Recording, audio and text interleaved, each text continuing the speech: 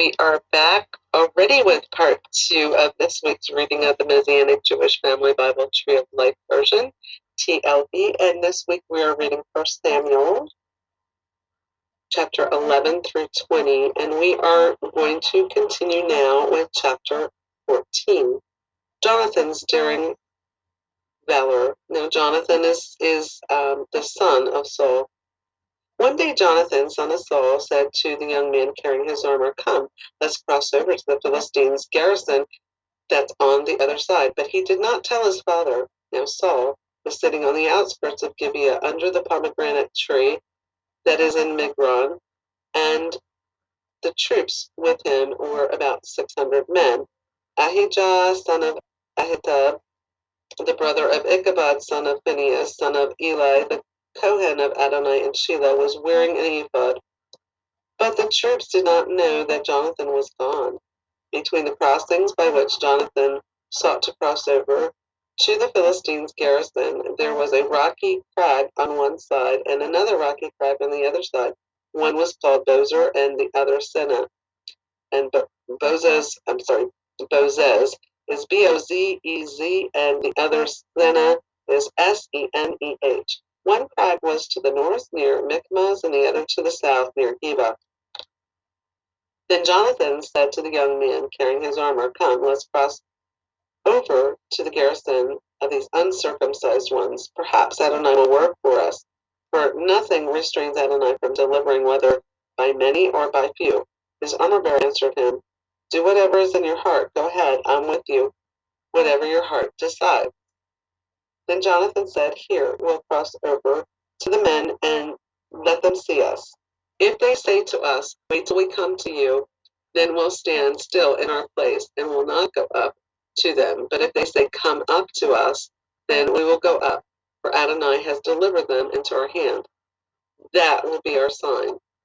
So they both let themselves be seen by the Philistine garrison. "Look, some Hebrews are coming out of the holes where they were hiding," the Philistines said. So the men of the garrison shouted down to Jonathan and his armor bearer, saying, "Come up to us, and we'll teach you a lesson." Then Jonathan said to his armor bearer, "Follow me, for Adonai has handed them over to Israel." So Jonathan climbed up on his hands and feet with the armor bearer behind him. Then they fell before Jonathan, his armor bearer behind him, finishing them off.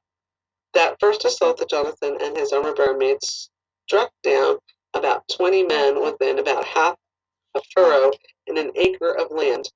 Terror then spread through the camp and in the field and among all the troops. Even the outposts and the raiders also trembled when the earth quaked. It was a trembling from God. Now Saul's watchmen in Gibeah of Benjamin saw the throng scattering away in every direction. So Saul said to the people who were with him, "Call the roll now, and see who went from us." When they called the roll, behold, Jonathan and his armor bearer were not there.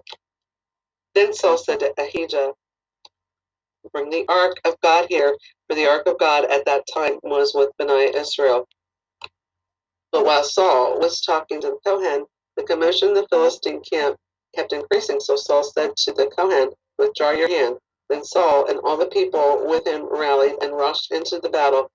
Behold, every man's sword was again his fellow in utter confusion. I'm sorry. Behold, every man's sword was against his fellow in utter confusion. Now, there were Hebrews who had defected to the Philistines previously and had gone up with them to their camp round about. Even they joined the Israelites that were with Saul and Jonathan.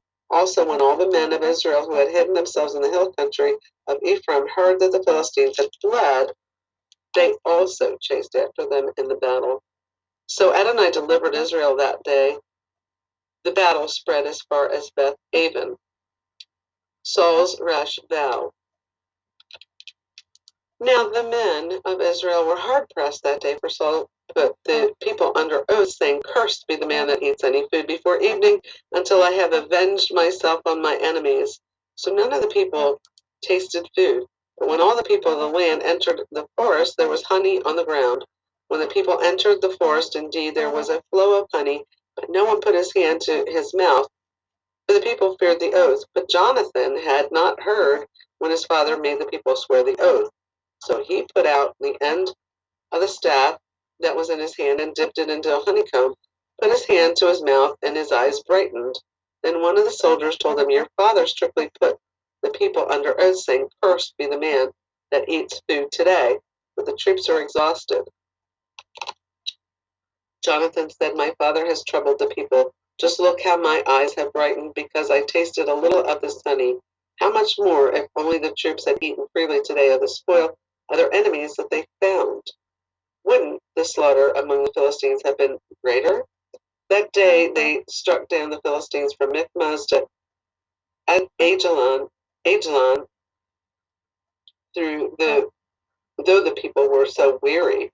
Then the people rushed greedily upon the plunder, took sheep, oxen, and calves, butchered them on the ground, and the people ate them with the blood.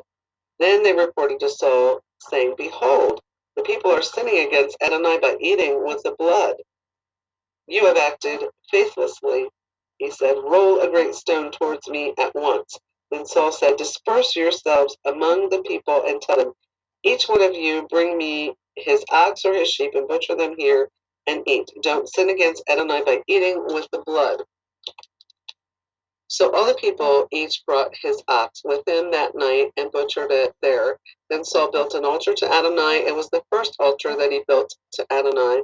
Then Saul said, "Let's go down after the Philistines by night and plunder them until the morning light. We won't leave any survivors among them." "Do whatever seems good in your eyes," they replied. Then the Kohen said, "Let us draw near to God here." So Saul inquired of God, "Should I go down after the Philistines? Will you deliver them into the hands of Israel?" But he did not answer him that day. Then Saul said, "Draw near here, all you chiefs of the people, investigate and see how this sin was committed today. For as Adonai, Israel's deliverer, lives, even if it was by my son Jonathan, he will surely die." But not one among all the people answered him. So he said to Israel, "You stand on one side, and I and my son Jonathan will stand on the other side. Do what seems good in your eyes," said the people to Saul. So Saul said to Adonai, "God of Israel, grant a perfect lot." Jonathan and Saul were chosen, but the people were cleared. Then Saul said, "Cast the lots between me and my son Jonathan," and Jonathan was taken. Then Saul said to Jonathan, "Tell me what you've done." Jonathan told him, saying, "I certainly did taste a little honey with the end of the rod that was in my hand. Here I am. I must die. May God do so to me, and even more." Saul said, "You must surely die, Jonathan." But the people said to Saul, "Must Jonathan die? It was he who brought about this great deliverance in Israel. Far be it. As Adonai lives, not a hair of his head will fall to the ground, for he has worked with God this day." So the people rescued Jonathan, and he did not die. Then Saul broke off pursuing the Philistines, and the Philistines went to their own country. After Saul had secured his kingship over Israel, he waged war against all his enemies on every side, against Moab, the Ammonites, Edom, the kings of Zobah, and the Philistines. Wherever he turned, he punished them. He did so with valor, defeating the Amalekites and delivering Israel from the hands of those who had plundered them. Now the sons of Saul were Jonathan, Ishvi, and Melchishua, and the names of his two daughters were the names of the firstborn Merab, and the name of the younger Michal. The name of Saul's wife was Ahinoam, Ahinoam,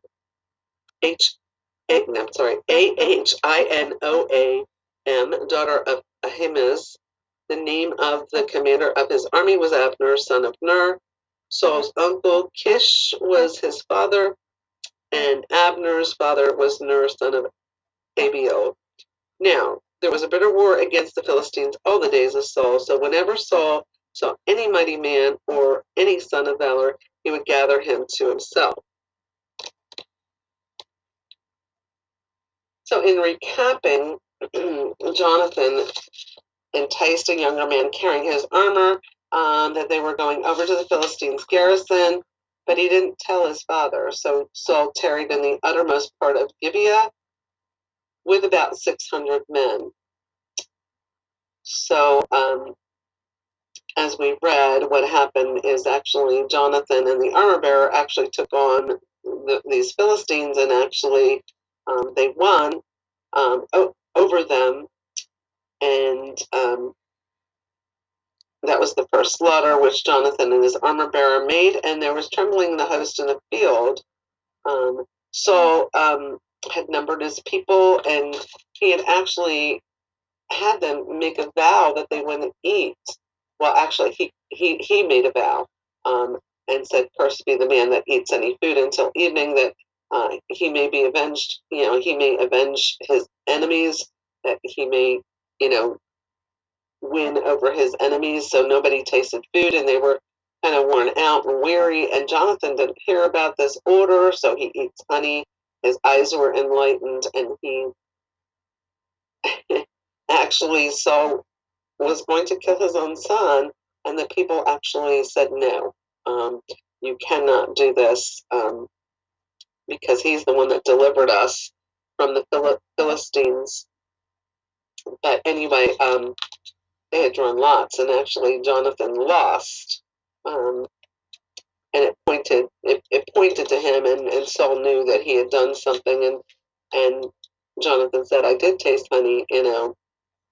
And Saul basically said, "Surely you must die," and the people intervened. So Saul went up from following the Philistines, and the Philistines went to their own place. Um, but again, they were in constant battle.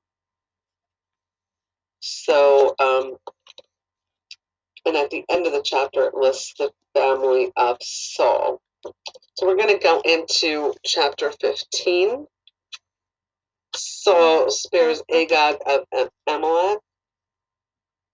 Then Samuel said to Saul, "Adonai sent me to anoint you as king over his people, over Israel. Now therefore listen to the voice of the words of Adonai. Thus says Adonai Sabaoth, I remember what Amalek did to Israel, how he set himself against him on the way while he was coming out from Egypt. Now go and strike down Amalek and put all he has under the ban of destruction.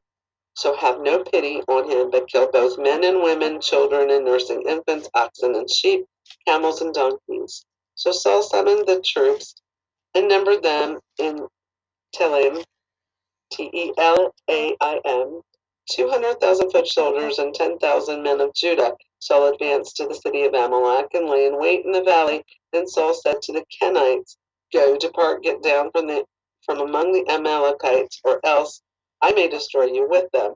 For you showed kindness to all Bnei Israel when they came up from Egypt." So the Kenites withdrew from among the Amalekites. Then Saul struck down the Amalekites from Havilah until you come to Shur, which is close to Egypt. He captured King Agag of Amalek alive and utterly destroyed all the people with the edge of the sword. But Saul and the people spared Agag as well as the best of the sheep, the cattle, even the fatlings and the lambs, and all that was good, since they were not willing to utterly destroy them. Everything that was worthless in people they destroyed completely. Then the word of Adonai came to Samuel, saying, "I regret that I made Saul king, for he has turned back from following me and has not carried out my commands." So Samuel was troubled and cried out to Adonai all night long. Then Samuel rose early in the morning to confront Saul. But it was reported to Samuel, saying, "Saul went to Carmel for some reason. He erected a monument for himself. Then he turned and went down to Gilgal." Now when Samuel reached Saul, Saul said to him, "Blessed are you of Adonai. I have carried out Adonai's command." But Saul said, "Then what is this bleating of the sheep in my ears, and the lowing of the oxen that I hear?" Sorry, I meant Samuel said that. Samuel said, "Then what is this bleating of the sheep in my ears, and the lowing of the oxen that I hear?"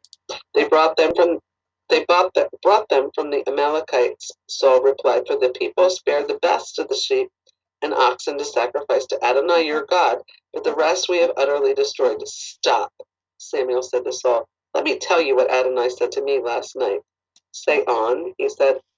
Then Samuel said, "Isn't it true, though you were insignificant in your own eyes, that you were made head of the tribes of Israel?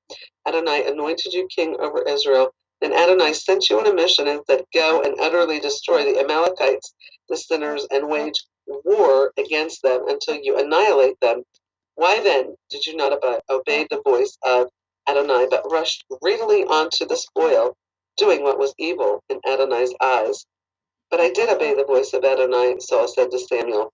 I went on the mission on which Adonai sent me and brought back Agag, the king of the king of Amalek, and utterly destroyed the Amalekites. But the people took some of the spoil, sheep and oxen, the best of what was under the ban of destruction, to sacrifice to Adonai, your God, in Gilgal.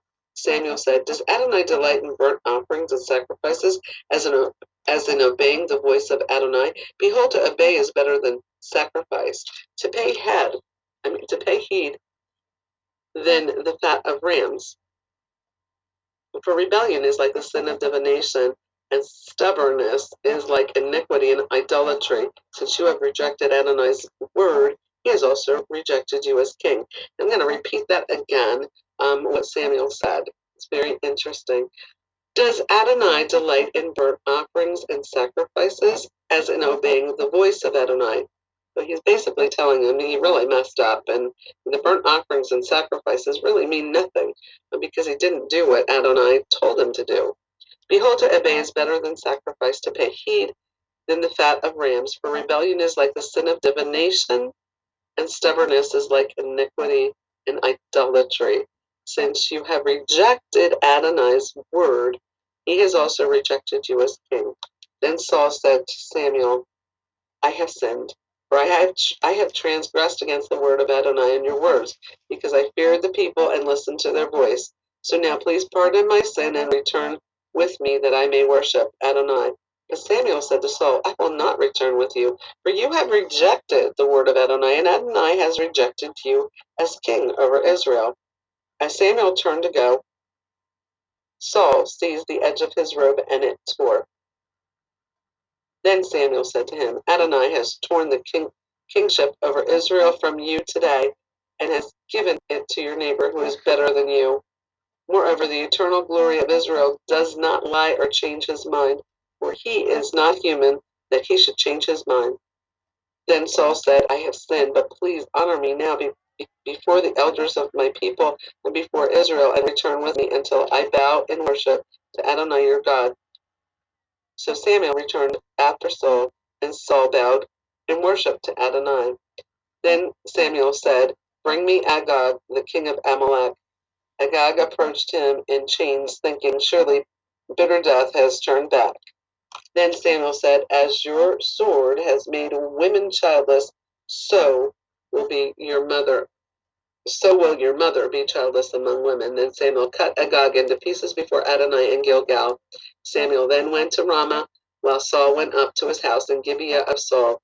Samuel never did see Saul again until the day of his death. Yet Samuel mourned over Saul, while Adonai regretted that he had made Saul king over Israel. And that's the end of chapter 15. Very interesting, huh? There's some footnotes here because what Samuel had said, God cannot lie, and so Titus 1 verse 2 is a footnote also from the New Testament saying these very things based on the hope of eternal life. God, who cannot lie, promised this before the beginning of time. So that's Titus 1:2.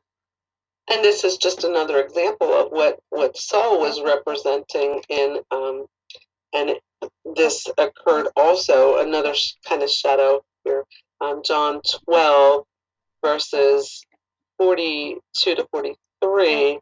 Nevertheless, many, even among the leaders, put their trust in him. But because of the Pharisees, they were not confessing Yeshua, so that they would not be thrown out of the synagogue. For they loved the glory of men more than the glory of God. And this is exactly what was going on with Saul. He was more concerned with what the elders of his people um, felt. It was a pride issue, actually, when you think about it. He was more worried about that than doing what God wanted him to do. And that is not what he should have been doing. And so he actually lost the kingship. So basically, at that point, God did not see him as king anymore. And then we have Hebrews 10, 6 to, oh, no, actually, I want to say 5. Um, we're going to start with verse 5. So when Messiah comes into the world, he says, "Sacrifice and offering you did not desire, but a body you prepared for me. In whole burnt offerings and sin offerings you did not delight. Then I said, Behold, I come to do your will, O God. In the scroll of the book it is written of me." This is what Yeshua actually said, because here, actually, Samuel is actually saying, the very same things. Does Adonai delight in burnt offerings and sacrifices versus obeying the voice of Adonai? I think not. So actually, Yeshua is saying the same thing, and is saying that, I understand that, and I'm here to do the will, your will. And then there's reference to Luke 12, verse 5 and 6. "But I will show with you whom you should fear. Fear the one who, after the killing, has authority to cast into Gehenna. Yes, I tell you, fear this one. Aren't 5 sparrows being sold for 2 pennies?" So, anyway, those are some footnote New Testament verses that are reflecting of this chapter. And I'm going to come back with part 3 and kind of recap this chapter.